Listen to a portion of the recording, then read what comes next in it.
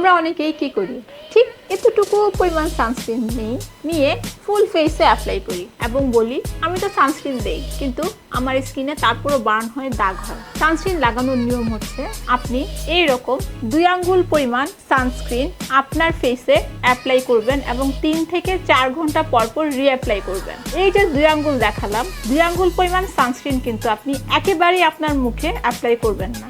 আপনি প্রথমে 1 আঙ্গুল পরিমাণ সানস্ক্রিন মুখে অ্যাপ্লাই করবেন এবং এটা যখন আপনার ফেসে অ্যাবজর্ব হয়ে যাবে তারপর আপনি আরেক আঙ্গুল পরিমাণ সানস্ক্রিন আপনার ফেসে দিবেন। তাহলে আপনারা যে কমপ্লেনটা করেন সানস্ক্রিন অ্যাপ্লাই করার পর ফেসে হোয়াইট কাস্ট দেয়, সেটা আর হবে না। আপনারা আরেকটা কমপ্লেন করে থাকেন যে সানস্ক্রিন ব্যবহার করার পর স্কিন অনেক ঘামে, আপনারা সঠিক সানস্ক্রিন চুজ করতে পারেন না। কোন স্কিনের জন্য কোন ধরনের সানস্ক্রিন ব্যবহার করবেন সেটা আমি দেখিয়ে দিচ্ছি। ড্রাই স্কিনের জন্য এই ধরনের সানস্ক্রিন, ওয়েলি স্কিনের জন্য এই ধরনের সানস্ক্রিন এবং সেনসিটিভ স্কিনের জন্য এই ধরনের সানস্ক্রিন।